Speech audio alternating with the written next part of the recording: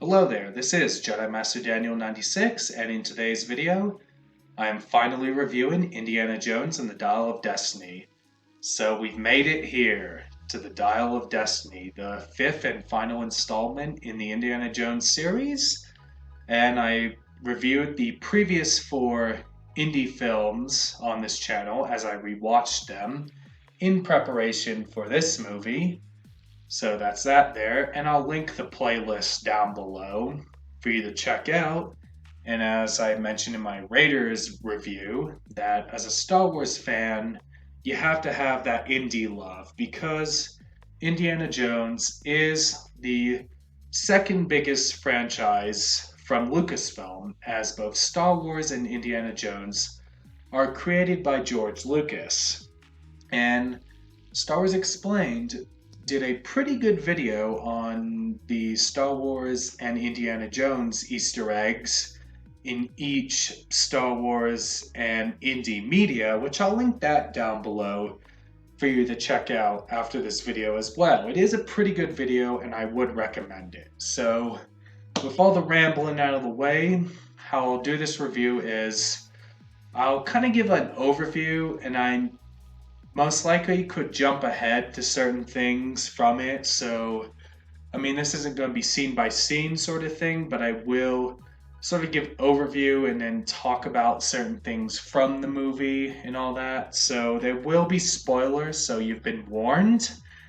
And I've seen this movie twice in theaters, once in Dolby and the second time in IMAX. So, there you have it there. So, let's get to it. So, with the opening of this movie, one thing that really found interesting that with Indiana Jones and the Dial of Destiny, they used the Disney logo with the Lucasfilm logo with the Paramount logo.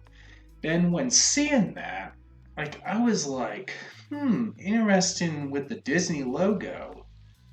Because in the recent Star Wars movies, you didn't get that with the Disney logo. All you just had was the Lucasfilm logo. And then obviously with like the first four Indiana Jones movies are by Lucasfilm and Paramount, as with the original six Star Wars movies are with 20th Century Fox and Lucasfilm, and then the Clone Wars movie is Lucasfilm and Warner Brothers. So just want to give a little fun fact there. So just wanted to point that out. So that's kind of something there that both Lucasfilm, Disney, and Paramount came together with this movie. So little interesting thing with studios there. So that's that. So I mean I know like Disney, Marvel Studios, and Sony kind of have that agreement with Spider-Man, but I don't know the inner workings on how Paramount still came to be with, Dial of Destiny. So, I mean, I'm kind of on a little tangent there, but hey, I mean, I don't mind doing these little studio tangent things, but hey, it is what it is. And then with this movie has two bits it's set in. Like you do have the beginning flashback set during World War II, and then the majority of this movie takes place in 1969. And then you kind of have another brief flashback in there as well, which I'll touch on a bit later. So, with the beginning, the prologue of this movie, as I said, is set during the war and stuff during World War II, but they don't give the year and location. And then, same when we go to 1969, when they don't say that year as well. So, a little shift from the previous movies, as the first four movies kind of gave you a location and stuff, as in Raiders of the Lost Ark, you had 1936 beginning in South America. Then in Temple of Doom, you begin in 1935 in Shanghai. In Last Crusade has a prologue, and the current year, the prologue is in Utah in 1912. And then the majority of Last Crusade is you begin Portuguese coast in 1938. Then in Kingdom of the Crystal Skull, you start out in Nevada in 1957. So you don't kind of get that with Dial of Destiny. They kind of skip over location in years. So that's that. And with the majority of this movie taking place in 69, it's set 12 years after Kingdom of the Crystal Skull. So majority of this movie that Indy and Marion are separated, and then you will have the divorce papers at the beginning of the movie. Kind of when we jump to 1969, he still has Marion's picture up on the fridge. And then you learn about Mutt Williams, who was played by Shia LaBeouf in Kingdom of the Crystal Skull, which it's revealed that he died by enlisting in the service, which he went to war. And then Indy, says that he told him that if he enlisted, he was going to die, and then that it would cause problems with Indy and Marion's relationship. So you do kind of get the reasoning for Mutt's absence and Indy and Marion's divorce. And then this movie really expands the Indiana Jones lore, along with tying up the previous films.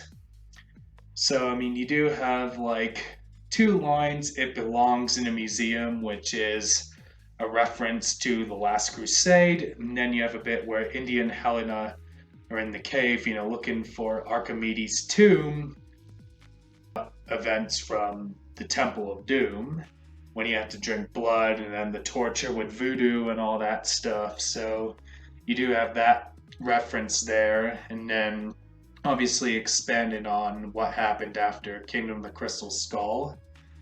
And then, so that's that there. And then Marion, does make a cameo in this movie at the end. And then you will have some cameo, like not so much of cameo, but some scenes with Sala, who was from Raiders of the Lost Ark and Last Crusade. So he appears in this movie as well. So those are some of the established characters in this. Indy's retiring from teaching, so you have that bit there. And then, you have Helena in this, who's the goddaughter of Indiana Jones in this. Then also with it being in 69, you do get reference to Neil Armstrong landing on the moon. So kind of keeping with the times. And so you have that bit there, and that's like the parade in New York City and all that stuff. And then there's these people kind of looking for the dial that Indy has a confrontation with, that him and Helena escape from. And Helena will go off with the dial to Morocco and that. So Indy has to go to Morocco. And there's a bit even where Indy gets framed for murder and all that stuff. That's why he leaves New York to see that, to get Helena and the dial, where Helena wants the dial to sell it for money. And you do get a flashback between Indy and Helena's father as well, like another one kind of that fills in the blanks, as Helena's father wants to destroy it, but Indy manages to take it. So we have that bit there. So that expands on that. And then there's a bit even where the Nazis will come, like Voller and his crew will come along and all that. So we do have some chases in the streets of Morocco and that. And then we're introduced to Teddy, who will join along with Indy and Helena. And then they go to Greece, and then they meet up with a scuba diver that Indy knows. Then they have to retrieve another part of the dial. Then Voller and his crew will come along on a boat. Then Indy, Helena, and Teddy manage to escape them. Then they go to Sicily and all that. And then the Voller and his crew of Nazis will come around and capture Teddy. Then Indy and Helena go to find the tomb. And then Voller and his crew will come around. And then they manage to capture Indy. And then Helena and Teddy will have to go and save Indy along with the dial. And then, as Voller wants to assassinate Hitler to go back in time, so we have that bit there. And then there's Teddy will fly a plane. Then Helena, will infiltrate the plane that Indy's captured on. And then once they go into this like kind of thing, like a hole they go into like the portal, I guess you can call it. So that's that there. And then they end in Roman times at the Siege of Syracuse. So you have that bit there. And then like Helena saves Indy, then they fight off the Nazis. Then, Indy and Helena manage to get in the parachute. Then Voller and his Nazi friends crash. So that's that. And then they die in Roman times. So that's that bit there. Then after the victory, Indy wants to stay, but Helena wants him to stay, like where they go back to. And then they meet Archimedes, and then Helena says,